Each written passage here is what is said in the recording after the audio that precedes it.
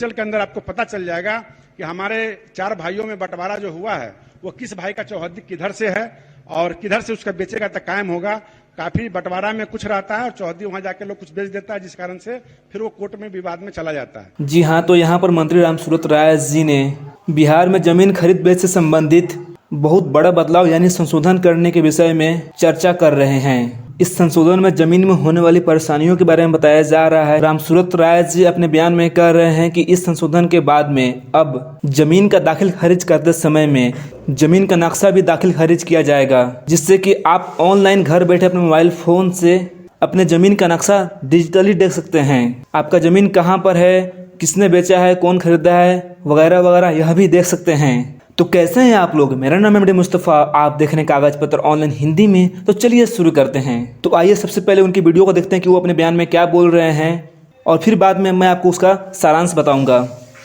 हम लोग अभी दाखिल खारिज अपने केवाला, खेसरा, चौहद्दी का करते थे, लेकिन नक्शा का म्यूटेशन नहीं होता था, जिस कारण से क्रेताओं को काफी परेशानियां का सामना करना पड़ता था और फर्जी विक्रेता जैसे तैसे लिखवा करके और बाहर से या जो लोग जानकार नहीं हैं वैसे लोगों को कीमती जमीन को आगे से फ्रंट को बेच दिया करते थे और एक ही जमीन को 4 बार, अगर हम 4 भाई हैं तो कोशिश करते थे कि हमारे जमीन का दाम ज्यादा मिले।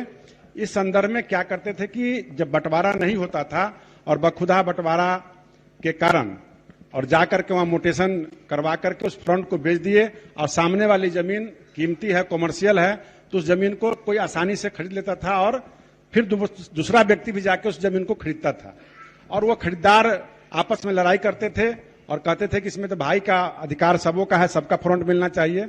इसी चीज को हमने मूल रूप से रूप दिया है कि अब डिजिटल मैप जो होगा, अगर कोई खेसरा 100 डिसमिल का है, उसमें से कोई व्यक्ति अगर 20 डिसमिल जमीन खरीदता है तो उसको म्यूटेशन उसका मैप का हो जाएगा और उसमें से 20 डिसमिल जो रकबा होगा वो रकबा म्यूटेशन हो जाएगा और डिजिटल कोई भी व्यक्ति ऑनलाइन वह देख सकता है कि वह म्यूटेशन अगला जो फ्रंट है वो किस व्यक्ति ने बेचा और किस व्यक्ति ने खरीदा है, तो खरीदार समझ जाएगा और जाकर के उस जालसाजी में फंसने का काम नहीं करेगा।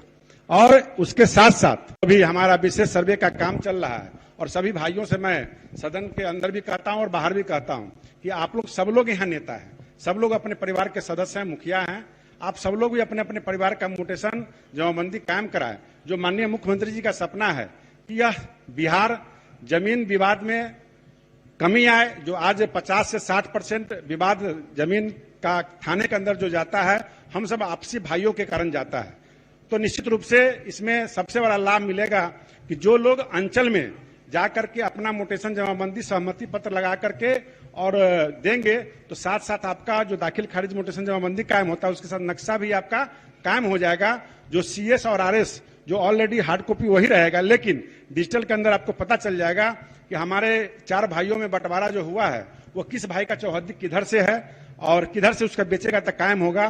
काफी बंटवारा में कुछ रहता है और चौहद्दी वहां जाके लोग कुछ बेच देता है, जिस कारण से फिर वो कोर्ट में विवाद में चला जाता है। अगर किसी कारणवश कोई व्यक्ति बिका हुआ है, कोई दोबारा अगर उसको फर्जी तरीके से बेचता है तो वह नियम आगे भी है कि आप DCLR कोर्ट में जाकर के, DM के कोर्ट में जाकर के उसका संशोधन करा सकते हैं।